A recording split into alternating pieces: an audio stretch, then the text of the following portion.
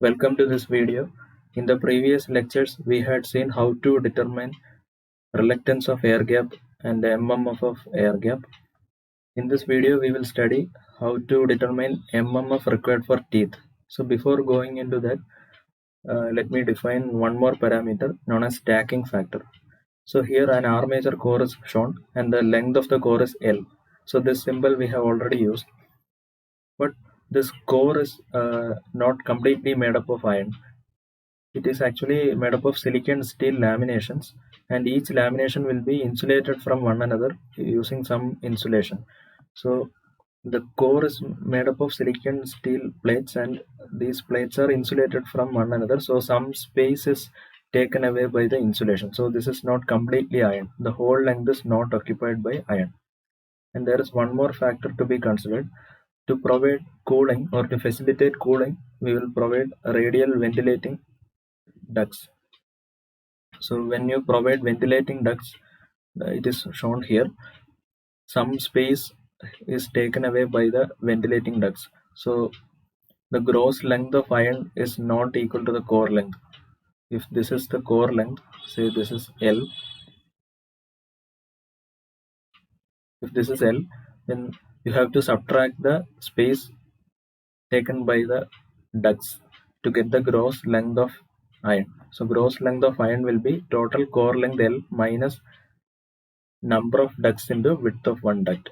So this is corresponding to the space taken by the ducts. So L minus ND into WD will give you the gross length, and within this gross length of iron, some space is used by the insulations separating the silicon steel laminations. Usually paper or enamel will be provided between the silicon steel plates. So that insulation will take some space. So in order to account for that, net iron length will be a fraction of this gross iron length. So Ki into gross iron length, Ki into L minus Nd into Wd will give you the net iron length. That Ki is known as stacking factor. So stacking factor is actually the ratio of net iron length to gross iron length. Net iron length divided by gross iron length will be stacking factor. So for all practical purposes, it is usually taken, so 0.9 is usually taken as a value of stacking factor. So the space taken by the insulations and the air spaces created by irregularities in the thickness of laminations uh, results in the consideration of this factor Ki or stacking factor. Okay. Then now we can go to the calculation of MMF required for teeth. So we have seen three challenges in calculation of MMF for air gap. Similarly, here there are two challenges or two complexities. So the first problem is, if you are having parallel sided slots or parallel slots, if the slot sides are parallel as shown here, you can see it results in wedge shaped tooth. If the slots edges are parallel, then the tooth will be wedge shaped or tapered. Okay, so the consequence is, when flux is established in this tooth area, it is seeing irregular area. The area is not same throughout the flux path. Due to this wedge shaped tooth, the tooth area offered to the flux path is not same. Here the tooth area is more and here the tooth area is less. So the area presented to the flux path is not constant, and it complicates the problem.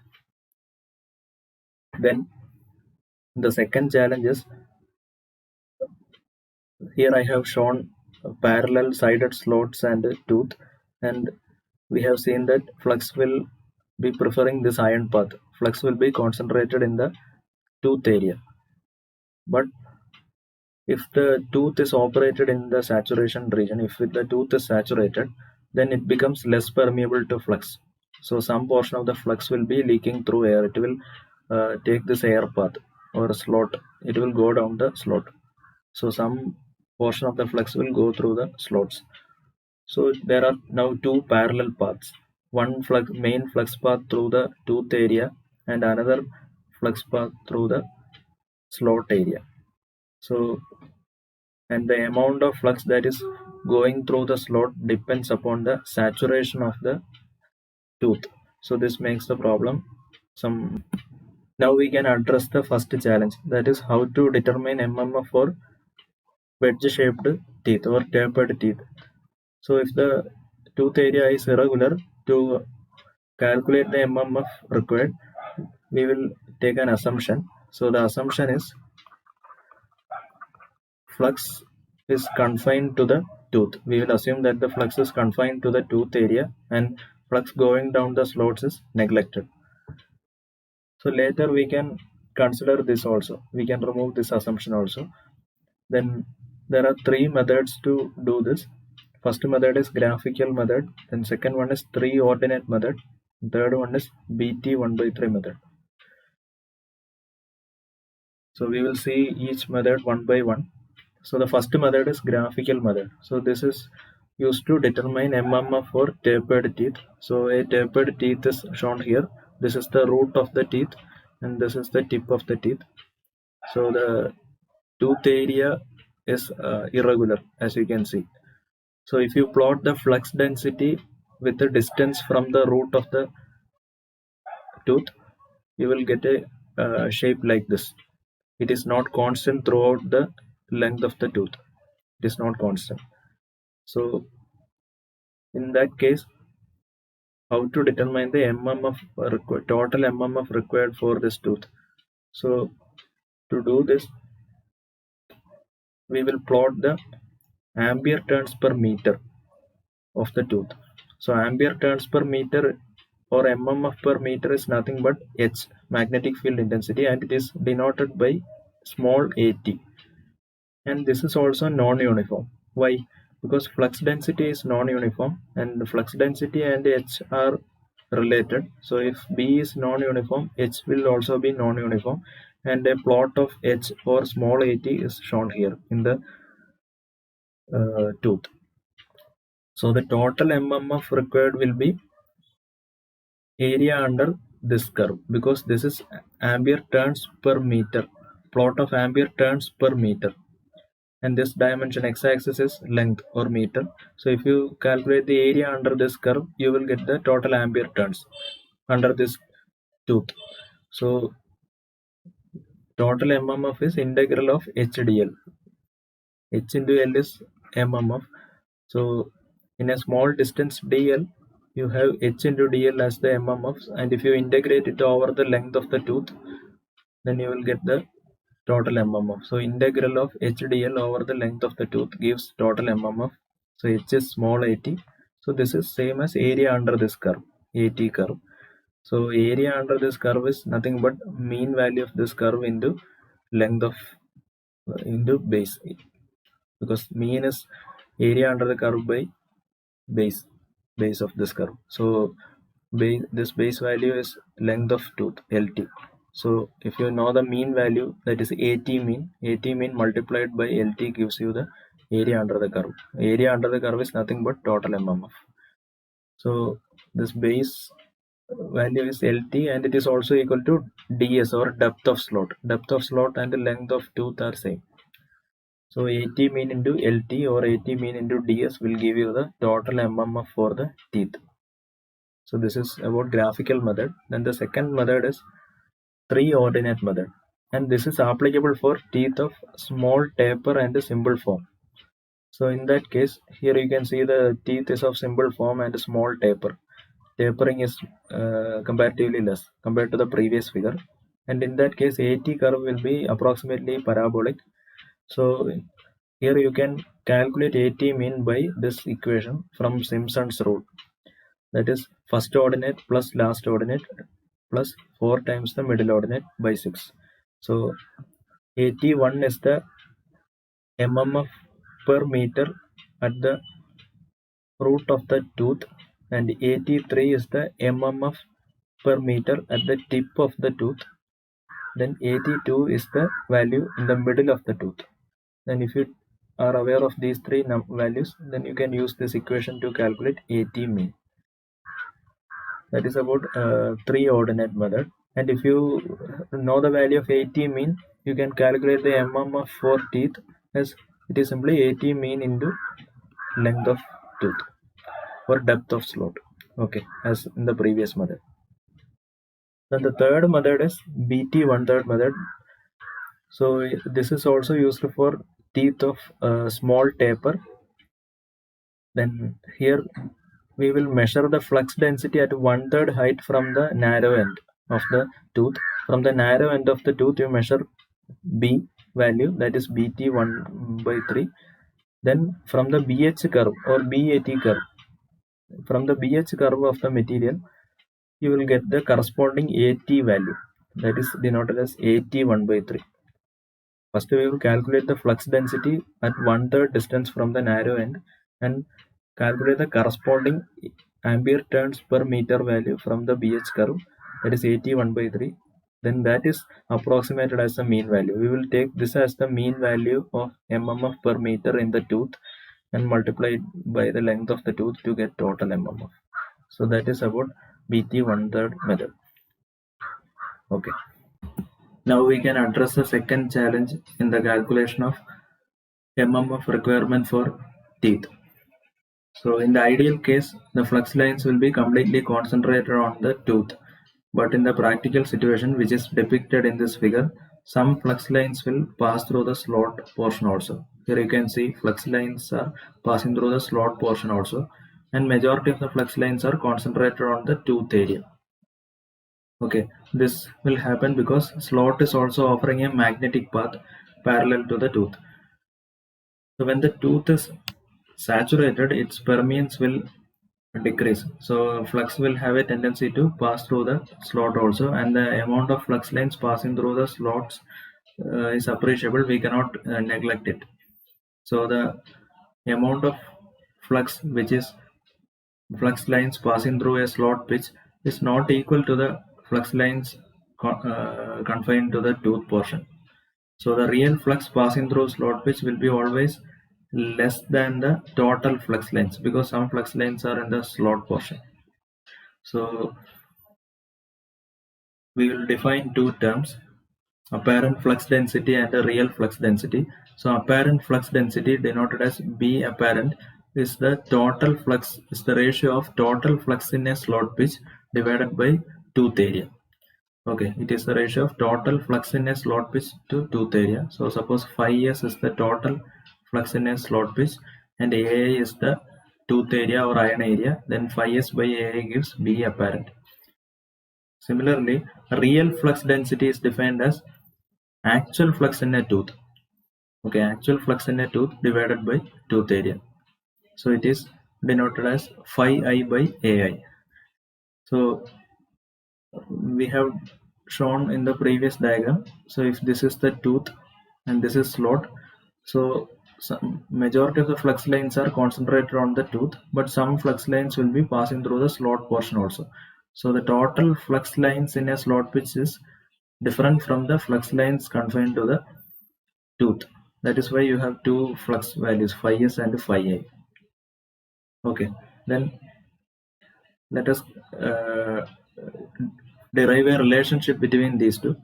So B apparent by definition is phi s by AI, and phi s is the flux lines over a slot pitch, and it is the sum of flux lines in the iron part or tooth part plus sum of flux lines in the air or slot. Flux lines in iron plus flux lines in air will give you the total flux lines in a slot pitch. So phi I plus phi A gives phi s. So B apparent is phi I plus phi A divided by area of tooth, that is AI. Now you can separate this into two terms, phi I by AI plus phi A by AI. So phi I by AI, that is the flux lines in tooth divided by tooth area, is the real flux density by definition, B real. Then phi A by AI can be written as phi A divided by AA into AA by AI. So this is flux in air divided by area of air. So you can say it is the flux density in air. Phi I by AA is BA. And this AA by AI, area in slot portion, air portion, divided by tooth area is denoted by a number K. So phi I by AA, as I have mentioned, is the flux density in air. It is denoted as BA, and B is nothing but mu 0 into magnetic field intensity H. So if you consider a magnetic circuit, a parallel magnetic circuit, here the slot and tooth are parallel magnetic circuits. Okay, so I have represented this reluctance of the slot by this resistance and the reluctance of the tooth by this resistance. They are coming in parallel. So in the electrical analogy, the EMF is same because they are parallel. So equivalently, the MMF is same because they are parallel magnetic circuits. So in parallel magnetic circuits, you have same MMF, analogous to same voltage across parallel electrical elements. So you have same MMF across slot and tooth. So same MMF means same MMF per meter length because the length of the air gap is same. So same MMF per meter length. So MMF per meter is basically magnetic field intensity. We have seen this ampere turns per meter. So it results in same magnetic field intensity. So in short, the flux density in air, to calculate flux density in air, the value of H that you have to substitute is corresponding to magnetic field intensity in iron, because magnetic field intensity in iron as well as magnetic field intensity in air both are same by this explanation. So H is same for both circuits because both are parallel magnetic circuits. So mu 0 into H. H is AT real, ampere turns real, ampere turns in the tooth portion, that is denoted as ampere turns real. So mu 0 is 4 pi into 10 raised to minus 7. So BA is nothing but 4 pi into 10 to the power minus 7 AT real. Now we can substitute it back in this expression, equation number 1. So if you do that, you will get B apparent is equal to B real plus 4 pi into 10 to the power minus 7 AT real into K. So I have rearranged it like this. B real is equal to this, B apparent minus of 4 pi into 10 raised to minus 7 AT real into K. So where K is, we have seen this, K is AA by AI, air area by iron area. Now air area by iron area can be written as total area minus iron area, because air area is total minus iron area divided by iron area. And total area is given by core length into slot pitch. And iron area of iron is length of iron, effective length of iron Li into width of tooth, width of iron Wt, divided by same thing Li into Wt. So if you simplify this, you will get L into Ys by Li Wt minus 1, and this quantity is denoted by another symbol Ks. So K is nothing but Ks minus 1. So where Ks is L into Ys by Li Wt, where L is core length, Ys is slot pitch, Li is net iron length, Wt is tooth width. So if you substitute it here in the previous equation, you will get the expression for B real. So this is the expression that we got. So what is the use of this? So if I replace B real and AT real by two general terms, B and AT, and if you look at this expression, you can see that this is y equal to mx plus c form. B is the y-axis and AT is the x-axis. So the y-intercept will be B apparent and x-intercept will be B apparent divided by 4 pi into 10 raised to minus 7 into Ks minus 1. So this is basically a straight line relationship. So if you know the magnetic BH curve of the material, if you know the points in the BH curve, and if you are able to plot the BAT curve or BH curve, then the point of intersection of the BAT curve and the straight line representation that we derived. So the point of intersection of that straight line and the BH curve will give you the operating point or solution. So at this point you will have AT real and B real.